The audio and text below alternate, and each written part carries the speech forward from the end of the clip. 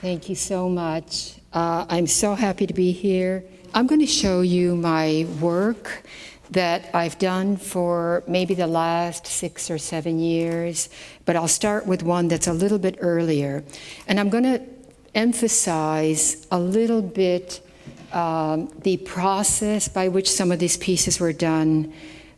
So I'm going to begin with a piece that I did in Sebastopol, which is about an hour and a half north of San Francisco. And one of the things with this piece is that to begin, I chose a landscape that had a curve to it. And it makes a huge difference in terms of the activity of what you put on in order to incorporate that curve. I did a drawing on it with these little knobbies. They're wooden knobbies. And I drew a pathway that made a curve that you can see here. On top of these knobbies, then, I would place a piece of plywood so that I would know where to start building these elements. You see I'm building, and I draw lines that you're seeing here that the cutters cut for me, gingerly trying to avoid these knots, which are always the obnoxious thing. And I keep saying that when my ship comes home, I'm not going to have any more knots in my cedar. But this is what the cutters cut for me, is they follow the lines that I draw for them. This is the piece from the front. It's in an apple orchard. This is the piece from the side view so that you can see a kind of procession. One can actually walk through this. It's about chest high, and it, in a sense, is very dense in the front, and then it unravels as it goes toward the back, so that, there's a different kind of activity that occurs there. That's the unraveling. This is a bowl with folds, and my titles are often just titles that feel very documentary, but you get the sense of the scale, and it's actually a bowl. It's hollow on the inside, though some of the walls with the thickness of the structures are about 9 feet thick. This is a piece that is right here in New York City in the Bloomberg building. It's in the lobby of the Bloomberg building. And there's something to me about the sort of insistent corporate minimal look of that architecture that made me want to do something that was almost opposite to it, that was more sensual, that was more inviting. So this is actually copying the floor of that lobby. That is, it has a lean, and often you can't tell that with New York City sidewalks when you're walking them, but there are curves in Manhattan with the landscape. This is the process of gluing the 2x4 pieces of cedar together. It's a very labor-intensive, almost medieval-like, game that I invented for myself that has a lot of sort of sweat bullets in it. But I need that, I wanted that. So this is reverse stacking the pieces that I first screw all of the wood together, then I reverse stack it, and then layer by layer, we put it back together again exactly as it was screwed after having marked it very carefully. So you see this huge spread for something that'll condense itself. I'm putting the graphite on here, and that is comes with very particular visuals, meaning that only I can do the graphiting because they're really consequential in making the paste look like what I think I need it to look like. So this is a kind of procession as well, with all of these edges that are the lips of these vessels that are lining up in a way that's kind of erratic, but not. They're obviously of the same family, and usually this hallway is completely crowded, so that this is the other side of that. It's 88 feet 6 inches long, and it comes out about 5 feet, 4.5 feet, like so. And one of the consequential things for me was that it had a back on this vessel that attached itself very firmly to the wall, that was flat. And from that flatness came this more sort of organic, running, almost a kind of lip. This is a full-scale model of a piece that was in the, it was about 2006 at Madison Square Park Conservancy. It's a park on between 23rd Street and 27th Street. So, but the important thing here is that I submit, this ended up being in resin, but I submit the full-scale model in cedar. I make the entire thing in cedar first, before then it gets cast. Therefore, I feel like I'm in control of the visuals. It gets smothered with, this is a plaster cast on it that's reinforced with the metal. This is at the foundry, it's Walla Walla in the state of Washington. And this pink stuff is rubber that can get very sensitively into very small areas that are very important to me. So it's extremely, it takes great care in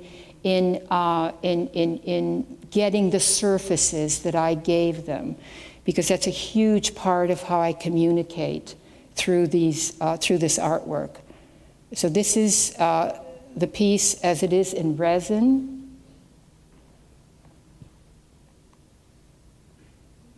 Same place, Madison Square Park.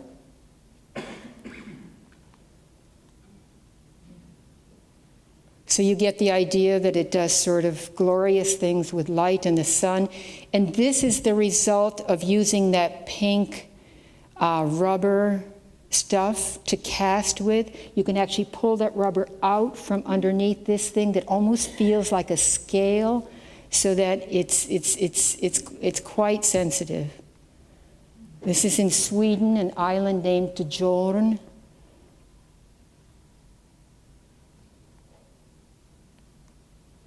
Sweden.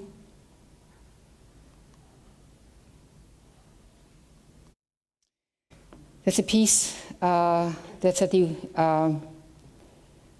Walton Museum now, and it's a piece that can be actually squeezed onto a ceiling, but it can also be squeezed into a corner or neither one. But you get that sense that it has that possibility, and that's how I built it. I actually built it on the floor against a wall, deliberately making these things, you know, that kind of mobile, you know, that elastic's not the right word, but having that kind of energy or having that kind of grouping. Another piece, horizontal. Now we're at about 3 years. This is about, I made this about 2.5, 3 years ago, heavily horizontal. And I started with this section, which actually I carved out of the inside of a failed bowl, but it had hundreds of shims stuck into it that made it feel as though it had history. I ground it with a grinder you're only supposed to use for metal, giving it a burnt look to increase the fact that it's been kind of used and abused. And then I started by putting 2x4 cedar beams, but it's all 1 by 1 again. I draw on each one of those 2x4s, and I line them up, but I straighten them up as I go back. That's a part of the movement. And a part of the movement is that there's a belly-like structure that tucks itself under as it hits the ground, so you get a sense of a large thing, you know, that goes at a particular pace that's not exactly fast. That's the other side. It tears itself open and it rips out with all of the innards. Close up, so you can see even with the 2x4s that I glued together that there are edges that I leave raw to give the sense of a shift or of a movement, much like what the fish does when it turns its body and the scales shift onto one another. And this is just leaving the cedar, and that's one of the first times that I've done that, completely without any graphite and flat. and giving this creature a kind of pattern. I don't even want to call it a creature because I don't want to identify it in any way. And I prefer that the people that look at it make their own metaphors. This is a piece now that's at Storm King. I'm building it here. That's the piece. And I had this fantasy, not that it really counts to anybody else, but pod pachom in Polish is underneath your armpit, and that's where the bread is carried, that's where the babies are carried, that there's an intimate place. And I thought I would frame this beautiful colonnade of trees with this kind of frame. And you have to line yourself up in order to see it. And it really doesn't matter to anybody else, but it was a motivating force. But even a greater one, I think, was a kind of vulnerability that I was after. It's the first time I made one of my works touch the ground. And it would touch the ground with a darker, harder, thinner structure. Appended to something that was much more, tumorish and much thicker, that appended itself to the main body. And that you get a sense of scale here. All cedar with a little bit of graphite. And at this stage now, and it's a little, this is not long ago, I made this about 2 years ago, I want the cedar, I constantly have this desire to make it look lighter, to make it feel like a fabric, to make it feel like a fabric that's even being unfurled, or sort of titillated with the wind, but not that this is it, but that I have that desire. Another piece that I made fairly recently, and these two are kind of in my head, marks of distinction, and she has on her back a very powerfully strong back, and that it's very, very flat. That is that it has the 2x4s that are lined up on top of one another. But in my head, it gives her then the power to be able to hold on to and sort of go as kind of wayward as she does on both of her sides. And I have a close-up of this. You see, this is the bare, raw wood that these marks are covering on either side. This is my studio, or it's part of my studio. It changes constantly. A small plate. This is called Ahankhah, and in Polish, it's it makes reference to a female breathing. It's about 10 feet wide. It's just essentially a drawing that I cut out, a line drawing. This is at the Decortiva Museum. It's made out of resin as well. Shovels. I come from a long line of Polish and Ukrainian peasant farmers. And there's a thing that I have for shovels. I've made many, many. I don't even want to have a thing for shovels, but it seems to be there and it seems to want to assert itself. So this is a flat back that I give, and I haven't done this very often. This is the only time I've done it, in fact. But what's important here is that you see it sucking itself out of its ground. There's another self that comes out first because there's almost like a cavern in back of it. And then there's something else that appears at the top, that's it's whatever. It's another kind of look or another. But they're obviously both related. It's just a transition. And these are marks from the sneakers that we stepped on top in order to make this piece. So I chose some of those patterns and cut them out. Again, in an effort to just make it lighter. And this is another shovel that again has a one kind of self coming out, and then another that it ends up being. But look at how voluptuous this is. All done with a circular saw, which is only meant to cut, straight, that's it. And we do this by nibbling. hold on to the 4x4 and we nibble with that circular saw, almost like an animal nibbles. And if you have enough straight nibbles with that saw, because that's all it can do is cut straight surfaces, you get a curve. And that's what I'm after. And to this day, I'm very grateful that I have never taken a woodworking course. A wall, but the wall begins with something that's more minced, and then it goes to things that are sort of more swollen as it goes down, and that there's a kind of interaction between the grid of the wood. You see the grid, but then interaction with all of these organic structures that get superimposed. So they're kind of, have to live with one another, but they're quite different. That's my drawing on a piece that's going to be added onto here. But you see these cuts, these are very different from any other cuts that I've made. They're corrugated. Again, this is nibbling to make these things. And I think I could get into the World Book of Records for the kind of things that we do with a circular saw. And I think the cedar, too, never imagined it would be put through such grief. So here's the drawing that I make for the cutters to cut. See, and I'm actually mimicking at the beginning here, and then I make it move by making something else on the other side of the 4x4.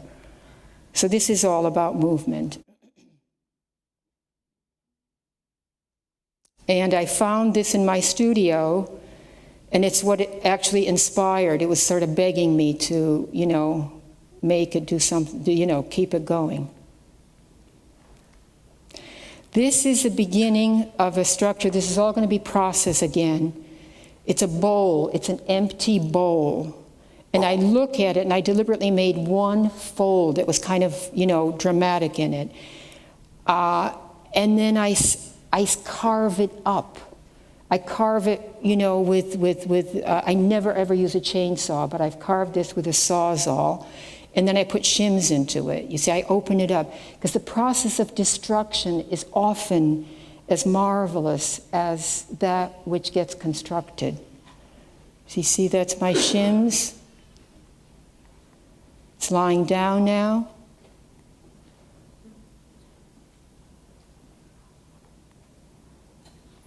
I get rid of some of these shims because they're too aggressive.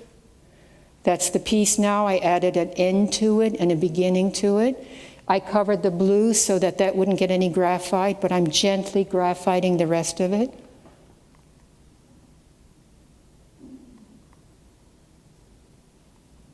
That's the piece.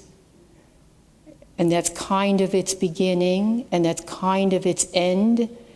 And there's a struggle in that it lifts its body up and then down again. The only places it touches the floor is here and here. And it's my dream one, to get rid of this. But I haven't been able to do it yet, but I'm determined that I will. That's its front. That's kind of its head.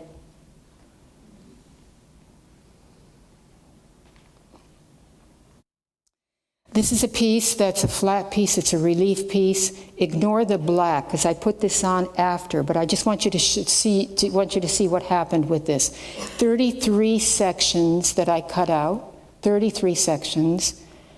They're rectangles out of this relief. I put Abaca paper on top. I coaxed it in with a brush and a little bit of archival glue. And we're taking the paper off now. This is after a few days of drying.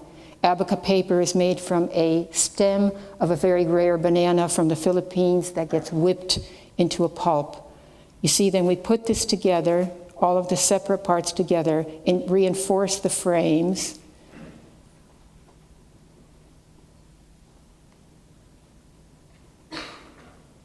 So you get the sense of the scale. And this beautiful color that happened was what the cedar released. That's the color, the juices that came from the cedar itself. And I was so wanting of this color again, or of this whole pattern, this whole, because I hate color. I mean, I wear nothing but black, and but this color is so doable in my head. It's so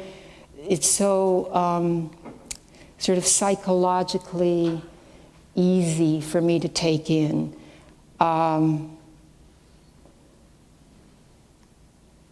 That I made another, I took those same forms and again put the Abaca paper over it. It's wet when you do that. And it turned all white. It would only give this color once. It only gave me that one opportunity to do it. So this is a piece that'll end up being glass. I made this in cedar first to see if I can have some sort of pattern to go by. This is in Murano. I'm setting this up on the floor. And I take each one of those bars of glass and I ram it into a wheel that's diamond studded that carves into each of these bars. And my favorite part, is what happens in the matte areas. I hate shine too, but I let it shine just a little bit because that's all glass is about actually, is the kind of sheen that you get from its surfaces. And this is in Venice at Palazzo Franchetti.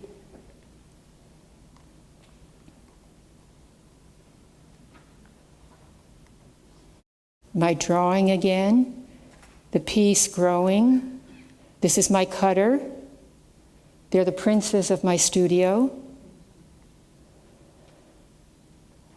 It grows. This is Ona. The one that's at the Barclay Center. I'm making the full-scale model out of cedar. Look at how convoluted this profile is of the bottom portion of Ona. And it needed to be that way because around here is where her belly is. And I made the belly for, nobody should even knows this or realize, because it's not literally a belly, but it's a place that feels awfully good to the touch. So this is what it looked like, and I had to have it in two sections because this is the bottom of it and this is the top of it, because my studio can't fit that height. This is what it is in the foundry, Polish Artworks, upstate New York. This is the bronze. This is the cedar. Look how abused this poor thing looks. So I'm going to see if I can excavate it somehow. But this is only half of it, not even half of it. That's the bronze. The other side of that same piece. This is this is sand casting. You see, so they cast it around a point like this. This is my piece on the inside, so they can then take it out and cast it. It's cheaper and it has a slightly more grainy surface, which I like. This is one of the donuts of that bowl. They're actually stacked, hollow shapes like this. This is the bronze, obviously. Bronze, look at the welding on the inside. Very organic, really difficult to fit.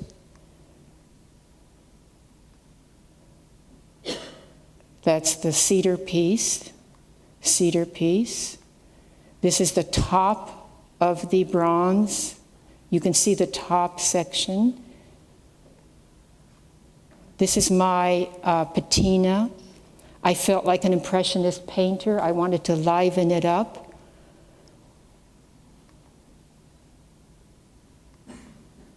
That's the patina. That's the bowl. We're doing the patina on it. And you see here a stainless steel flat structure so that birds don't get caught in there or anything. Well, nothing will get caught there. So this is how she came. This is Ona. This is at the Barclay Center. How she came, and her folds, I was so grateful, actually were in keeping with how gravity might pull those folds.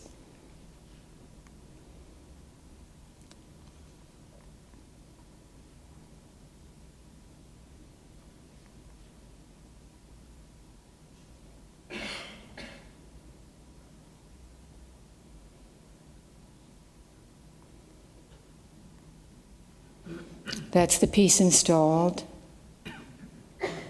This is the cutting of the side grain of the cedar that looks very different from the cutting that happens when you use the front grain. This is still the side grain, but you can get a sense of the patina and that it dies down after it gets waxed, so it's not quite so flighty and crazy. This is the finished piece again. So you can see how inviting it is for the hand, for the touch. It's actually very smooth and almost silky in the way it feels.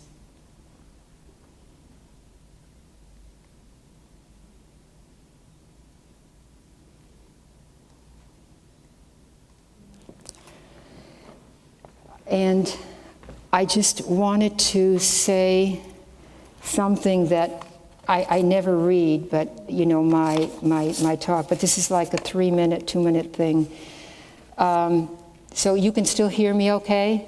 Okay, it was 4:30 in the morning of October 9th in the year 2000. When the phone in our home rang, my husband, Paul Greengard, dazed from being woken up from a deep sleep, mumbled something akin to, "What idiot could be calling me at this hour in the morning?" Our daughter, who was sleeping in the adjacent bedroom, answered the phone. Paul, with his driving curiosity, picked up the phone and listened to our daughter say, "Do you really want me to wake him up?" Our daughter said. "It's 4:30 in the morning." While Paul was still listening to the phone, a man's voice answered, "This is Hans Jorenvall of the Karolinska Institute in Stockholm. Please, I would like to speak to Paul Greengard." Which Paul immediately replied, "I'm awake, I'm awake."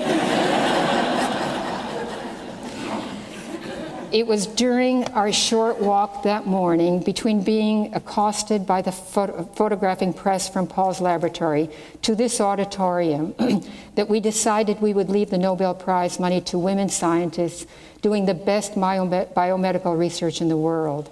We would establish this prize in honor of Paul's mother, who died giving him birth. From the time Paul Greengard was born, his mother's existence was kept from him until he was 21 years old. We know little about her. A photo which we thought was of Pearl Meister, we placed in a position so that she could witness our marriage 35 years ago. The photograph turned out to be another woman. There were no photographs, in other words, of his mother. We were told Pearl Meister was beautiful, had thick dark hair, took many baths, and read a lot. She was a secretary. In the days of the 1920s, a woman could basically be a teacher, a nurse, or a secretary. This, plus Paul's long history as a scientist, witnessing discrimination against women, enabled us to make the decision about the prize with such ease. And, of course, I need to make clear that I'm but a small part of this, as it is Paul's scientific brilliance that enabled us to establish this award, along with many others connected to Rockefeller University who contributed to it. Pearl Meister was in some way concretized, in a way living another life, floating in the highest and most pure of atmospheres at Rockefeller University. This was tremendously healing to Paul. In addition to singing the praises to this university, I want to thank Marnie Amhoff and her team of smart, so beautiful women who have shepherded this prize so well for the past 10 years. Shortly after having received the Pearl Meister Greengard Award, Elizabeth Blackburn and Carol Greider received the Nobel Prize. I have had the privilege of sitting through these awards for the last 10 years and have been deeply moved by the astonishing creative accomplishments of these women scientists. Thank you.